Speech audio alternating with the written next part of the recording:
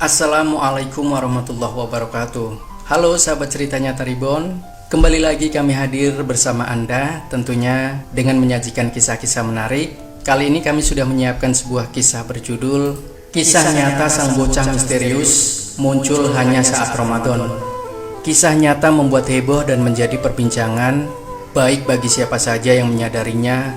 Dan inilah kisah seorang bocah misterius yang muncul hanya saat bulan Ramadan di Kampung Ketapang, Kabupaten Ketapang, Kalimantan Barat. Bocah itu menjadi pembicaraan di Kampung Ketapang. Sudah 3 hari ini ia mondar-mandir keliling kampung. Ia menggoda anak-anak sebayanya, menggoda anak-anak remaja di atasnya, dan bahkan orang-orang tua. Hal ini bagi orang kampung sungguh menyebalkan. Ya, bagaimana tidak menyebalkan? Anak itu menggoda dengan berjalan ke sana kemari, sambil tangan kanannya memegang roti isi daging yang tampak coklat menyala. Sementara tangan kirinya memegang es kelapa lengkap dengan tetesan air dan butiran-butiran es yang melekat di plastik es tersebut. Pemandangan tersebut menjadi hal biasa bila orang-orang kampung melihatnya bukan pada bulan puasa, tapi ini justru terjadi di tengah hari pada bulan puasa, bulan ketika banyak orang sedang menahan lapar dan haus. Es kelapa dan roti isi daging tentu saja menggoda orang yang melihatnya. Pemandangan itu semakin bertambah tidak biasa, karena kebetulan selama 3 hari semenjak bocah itu ada, matahari di kampung itu lebih terik dari biasanya. Lukman mendapat laporan dari orang-orang kampung mengenai bocah itu. Mereka tidak berani melarang bocah kecil itu menyodor-nyodorkan dan memperagakan bagaimana dengan nikmatnya ia mencicipi es kelapa dan roti isi daging tersebut. Pernah ada yang melarangnya, tapi orang itu kemudian dibuat mundur ketakutan sekaligus keheranan. Setiap dilarang, bocah itu akan mendengus dan matanya akan memberikan kilatan yang menyeramkan, membuat mundur semua orang yang akan melarangnya. Lukman memutuskan akan menunggu kehadiran bocah itu. Kata orang kampung belakangan ini, setiap ba'da zuhur, anak itu akan muncul secara misterius. Bocah itu akan muncul dengan pakaian lusuh yang sama dengan hari-hari kemarin, dan akan muncul pula dengan es kelapa dan roti isi daging yang sama juga. Tidak lama Lukman menunggu, bocah itu datang lagi. Benar, ia menari-nari dengan menyeruput es kelapa itu. Tingkah bocah itu jelas membuat orang lain menelan ludah, tanda ingin meminum es itu juga. Lukman pun lalu menegurnya, cuma ya itu tadi, bukannya takut, bocah itu malah mendelik hebat dan melotot seakan-akan matanya akan keluar. Bismillah, ucap Lukman dengan kembali mencengkram lengan bocah itu. Ia kuatkan mentalnya. Ia berpikir, kalau memang bocah itu bocah jadi-jadian, ia akan korek keterangan apa maksud semua ini. Kalau memang bocah itu bocah beneran pun, ia juga akan cari keterangan siapa dan dari mana sesungguhnya bocah itu. Mendengar ucapan bismillah itu, bocah tadi mendadak menuruti tarikan tangan Lukman. Lukman pun menyentak tangannya, menyeret dengan halus bocah itu dan membawanya ke rumah. Gerakan tangan Lukman diikuti tatapan penuh tanda tanya dari orang-orang yang melihatnya. Ada apa Tuan melarang saya meminum es kelapa dan menyantap roti isi daging ini? Bukankah ini kepunyaan saya? Tanya bocah itu sesampainya di rumah Lukman. Seakan-akan tahu bahwa Lukman akan bertanya tentang kelakuannya. Matanya masih lekat menatap tajam pada Lukman. Maaf ya, itu karena kamu melakukannya di bulan puasa, jawab Lukman dengan halus. Apalagi kamu tahu, bukankah seharusnya kamu juga berpuasa? Kamu bukannya ikut menahan lapar dan haus, tapi malah menggoda orang dengan tingkahmu itu. Sebenarnya Lukman masih akan mengeluarkan unek-uneknya, mengomeli anak itu. Tapi mendadak bocah itu berdiri. Sebelum Lukman selesai, ia menatap Lukman lebih tajam lagi. Itu kan yang kalian lakukan juga kepada kami semua.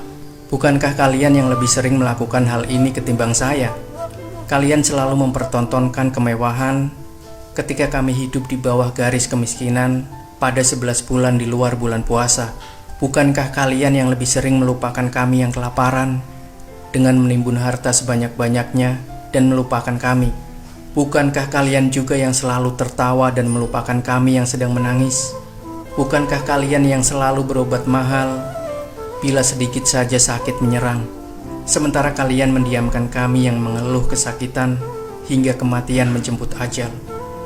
Bukankah juga di bulan puasa ini hanya pergeseran waktu saja bagi kalian untuk menahan lapar dan haus? Ketika beduk maghrib berlalu, ketika azan maghrib terdengar, kalian kembali pada kerakusan kalian.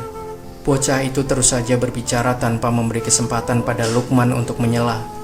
Tiba-tiba suara bocah itu berubah. Kalau tadinya ia berkata begitu tegas dan terdengar sangat menusuk, kini ia bersuara lirih mengibah. Ketahuilah Tuan, kami ini berpuasa tanpa ujung. Kami senantiasa berpuasa meski bukan waktunya bulan puasa, lantaran memang tak ada makanan yang bisa kami makan. Sementara Tuan hanya berpuasa sepanjang siang saja. Dan ketahuilah juga, justru Tuan dan orang-orang di sekeliling Tuanlah yang menyakiti perasaan kami dengan berpakaian yang luar biasa mewahnya. Lalu kalian sebut itu menyambut Ramadan dan Idul Fitri. Bukankah kalian juga yang selalu berlebihan dalam mempersiapkan makanan yang luar biasa bervariasi banyaknya, segala rupa ada, lantas kalian menyebutnya dengan istilah menyambut Ramadan dan Idul Fitri? Tuan, 11 bulan kalian semua tertawa di saat kami menangis. Bahkan pada bulan Ramadan pun hanya ada kepedulian yang seadanya pula. Tuan, kalianlah yang melupakan kami. Kalianlah yang menggoda kami. 12 bulan tanpa terkecuali termasuk di bulan Ramadan ini. Apa yang telah saya lakukan adalah yang kalian lakukan juga terhadap orang-orang kecil seperti kami. Tuan, sadarkah Tuan akan ketidakabadian harta?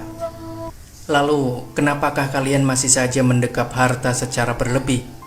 Tuan, sadarkah apa yang terjadi bila Tuan dan orang-orang sekeliling Tuan tertawa sepanjang masa dan melupakan kami yang semestinya diingat? Bahkan berlebihannya Tuan dari orang-orang di sekeliling Tuan bukan hanya pada penggunaan harta, tapi juga pada dosa dan maksiat. Tahukah Tuan akan adanya azab Tuhan yang akan menimpa? Tuan jangan merasa aman lantaran kaki masih menginjak bumi. Tuan jangan merasa perut kan tetap kenyang lantaran masih tersimpan pangan untuk setahun. Jangan pernah merasa matahari tidak akan pernah menyatu dengan bumi kelak. Wah, entahlah apa yang ada di kepala dan hati Luqman. Kalimat demi kalimat meluncur deras dari mulut bocah kecil itu tanpa bisa dihentikan. Dan hebatnya, semua yang disampaikan bocah tersebut adalah benar adanya. Hal ini menambah keyakinan Luqman bahwa bocah ini bukanlah bocah sembarangan. Setelah berkata pedas dan tajam seperti itu, bocah itu pergi begitu saja meninggalkan Luqman yang dibuatnya terbengong-bengong. Di kejauhan, Luqman melihat bocah itu menghilang bak ditelan bumi. Begitu sadar, Luqman berlari mengejar keluar rumah hingga ke tepian jalan raya Kampung Ketapang. Ia edarkan pandangan ke seluruh sudut yang bisa dilihatnya, tapi ia tidak menemukan bocah itu. Di tengah deru nafasnya yang memburu, ia tanya semua orang di ujung jalan, tapi semuanya menggeleng bingung. Bahkan orang-orang yang menunggu penasaran di depan rumahnya pun mengaku tidak melihat bocah itu keluar dari rumah Luqman. Bocah itu benar-benar misterius, dan sekarang ia malah menghilang. Luqman tidak mau main-main. Segera ia putar langkah balik ke rumah. Ia ambil sajadah, sujud dan bersyukur. Meski peristiwa tadi irasional, tidak masuk akal, tapi ia mau meyakini bagian yang masuk akal saja, bahwa memang betul adanya apa yang dikatakan bocah misterius tadi. Bocah tadi memberikan pelajaran yang berharga.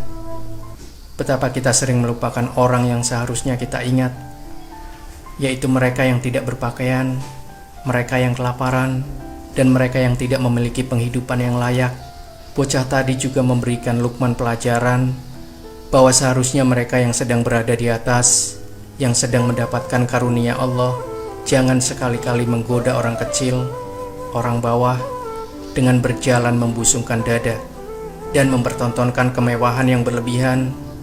Marilah berpikir tentang dampak sosial yang akan terjadi bila kita terus menjejali tontonan kemewahan, sementara yang melihatnya sedang membungkuk menahan lapar. Luqman berterima kasih kepada Allah yang telah memberikannya hikmah yang luar biasa. Luqman tidak mau menjadi bagian yang Allah sebut mati mata hatinya. Sekarang yang ada di pikirannya, entah mau dipercaya orang atau tidak, ia akan mengabarkan kejadian yang dialaminya bersama bocah itu, sekaligus menjelaskan hikmah kehadiran bocah tadi kepada semua orang yang dikenalnya, kepada sebanyak-banyaknya orang. Kejadian bersama bocah tadi begitu berharga bagi siapa saja yang menghendaki bercahayanya hati. Pertemuan itu menjadi pertemuan yang terakhir. Sejak itu, Lukman tidak pernah lagi melihatnya selama-lamanya. Lukman rindu kalimat-kalimat pedas dan tudingan-tudingan yang memang betul adanya. Lukman rindu akan kehadiran anak itu, agar ada seseorang yang berani menunjuk hidungnya ketika ia salah. Mungkin bagi Anda yang tinggal di kampung Ketapang pernah mendengar kisah nyata bocah misterius ini. Apakah sampai saat ini kejadian tersebut masih terjadi atau tidak di bulan Ramadan ini? Demikian sahabat cerita nyata Reborn. Semoga kita bisa mengambil manfaat dari kisah ini. Jangan lupa saksikan video-video kami yang lain yang juga lebih menarik. Sampai jumpa. Wassalamualaikum warahmatullahi wabarakatuh.